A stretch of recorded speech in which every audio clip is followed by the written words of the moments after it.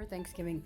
So the turkey's defrosted it in the refrigerator, and there's the prep for stuffing. I use bread ends for my stuffing because I do zero waste in my kitchen. And then potatoes for mashers right there. The pies are already baked. I do mini pies. That pan is to start the base for yard. And then this pan right here is a fusion of a compound butter that I use to rub the turkey with that I just made. It's not cooled just yet, but I'll show you that. With all of its seasonings and everything, and then a little bit of bone broth. Well, a lot of bone broth because that's going to go in the stuffing. And the stuffing is going to be the last thing that I'm going to put on the stove to finish. Sometimes I do it in the oven, but dinner is at 3 and I want that turkey to come out of the oven at 3, so I have to time that perfectly. So here we go over here.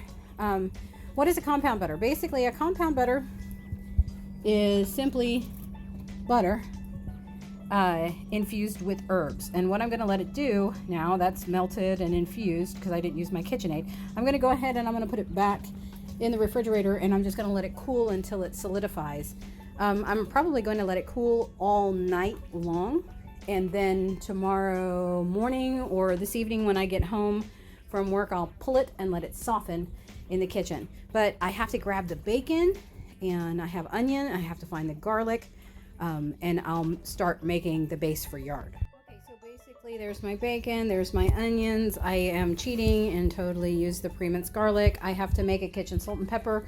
The kitchen salt and pepper that I'm making is not my recipe, so I'm not going to be sharing it with you.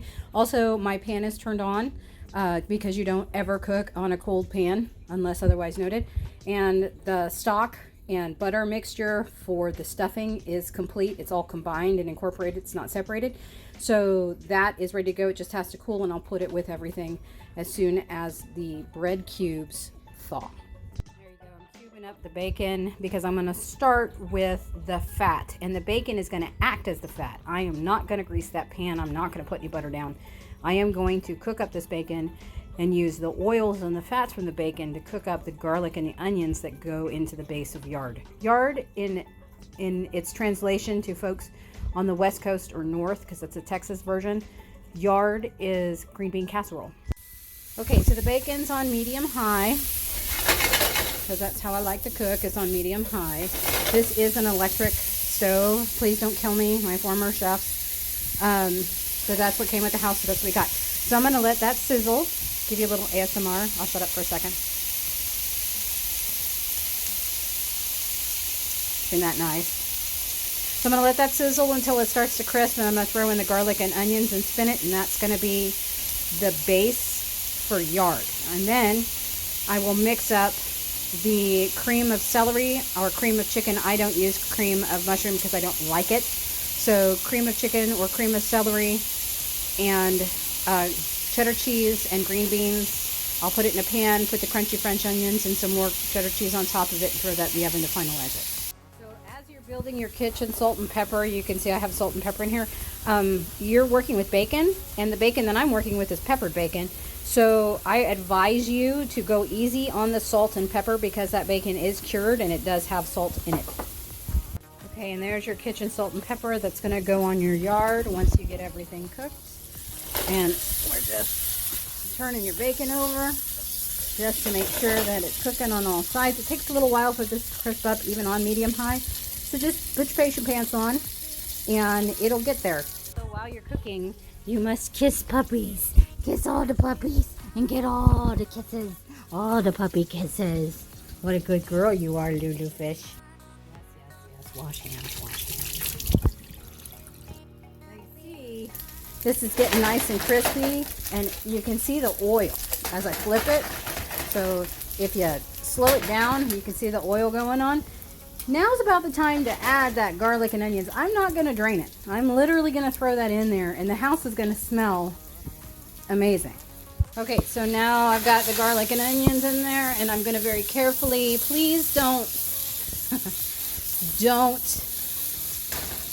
try to do that if you don't know how. It's literally, you have to get the oils at the end of the pan and then flip it up like that. So oils to the end of the pan and pull back like that. It took me many years to learn how to do that. I had to practice with a piece of bread.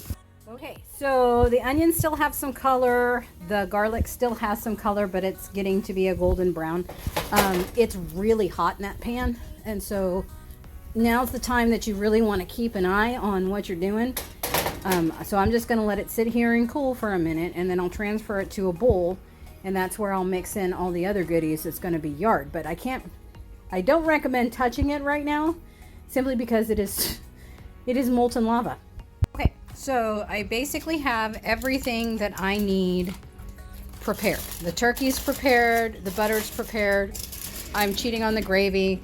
Here's the base of the yard. I know you can't really see it very well, but it's green beans, cream of chicken, bacon, onions, and garlic, and some kitchen salt and pepper. KSP stands for kitchen salt and pepper.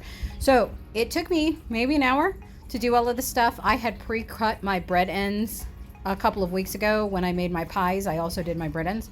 So this will save you a tremendous amount of time on Thanksgiving Day, and will allow you time should something go wrong before your family gets here. I expect family here at 3 o'clock. So this is just the base of it. I also have some homemade pepper jelly from a friend of mine from work. I'm going to lay that over a brick of cream cheese with some Ritz crackers, and there's your hors d'oeuvres. We used to do that in Texas. It was delicious. And we're just sort of going to have a semi-traditional Thanksgiving dinner. I didn't do yams because there's only 2 people that like yams, and I'm not going to do yams. The other thing that I recommend doing before you go, I have 3 jobs. So the other thing that I recommend you do is clean the house. So I have the house set up, getting ready for me to clean it. We're not dirty people at all. I just have puppies. So I have a dog and I have cats, and they're inside outside. So I've already cleaned the bathroom. I'm going to restock that. My mother-in-law has stage 4 cancer. So I have this wonderful little contraption right here. It's a steamer. So I'm going to steam the floors, and I'm going to wipe down everything that she could potentially touch. Her immune system is compromised right now, so I want to make sure that the house is super, not sparkling clean, because it's never going to be that way with puppies, but just clean. So tomorrow morning when I wake up, I can just cook and not have to worry about it. We might have to do a touch up and one more once over with the sanitizer, but other than that, fine. So I recommend cleaning as well. Okay, turkey seasoned and in its bag. Oven is preheating at 350. I've got mashers right there, and I'm getting ready to put together the stuffing. Remember the compound butter from yesterday? So this is the one with the turkey juice in it. I'm going to go ahead and start the garlic and onions and celery with this, and then I'll mix in the bread, but I'm not going to finish it because it's way too early. So while that sautés and heats up and softens a little bit, I'm going to go ahead and do the green bean casserole, otherwise known as yard.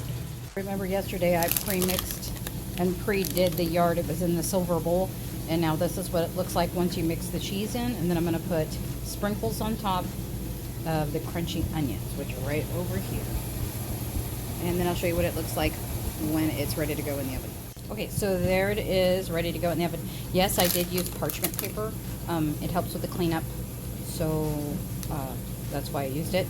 So I have 2 things now ready to go in the oven, and I'm just preparing this. I'm going to hit it with a little sherry to deglaze, and then I'll start this. I've got to pull an extra thing of butter out because I'm going to make garlic mashed potatoes, and I have to make whipped cream. So that little guy hiding in the corner over there, that's going to make homemade whipped cream for the pies. Okay, oven beeped. Turkey is in. We got 3.5 to 4 hours on that, depending on altitude. And I'll cover this and that, and nearly there. Okay, so sherry went in the pot, and the heat is off. I'm going to stir in the breadcrumbs, and then I'll turn it on when I'm ready to finish it. Okay, so stuffing in the pot. Mashed potatoes. Yard is ready. Got the pork. Let's see, butter's out. I also brought out a thing of cream cheese. And here's the pepper jelly.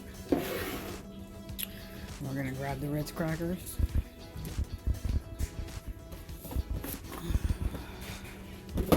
Okay. And that's gonna be the relish tray. Mom is bringing homemade rolls. So I don't think I forgot anything. Oh, I have to do the whipped cream and set the pies. For those of you who don't know, yes, this is a little noisy. There's heavy cream in there, a little sugar, and a little vanilla. And let this just whip until you start to see it thicken. And then kick it off and put it in a pot. Don't let it over whip, because if you let it over whip, it'll fall flat and you'll have to start over again. In other words, roughly about 2 minutes, because it's already starting to thicken. And yes, I have gravy covered right there. See, it's thickening in there. I don't know if you can. And then I brought out, you know, my little bit of magic. Yes, that's Cinderella's castle.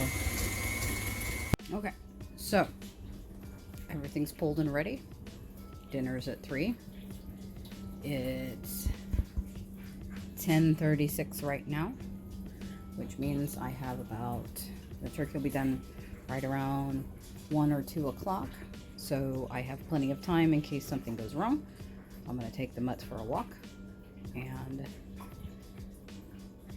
everybody should be here by 3.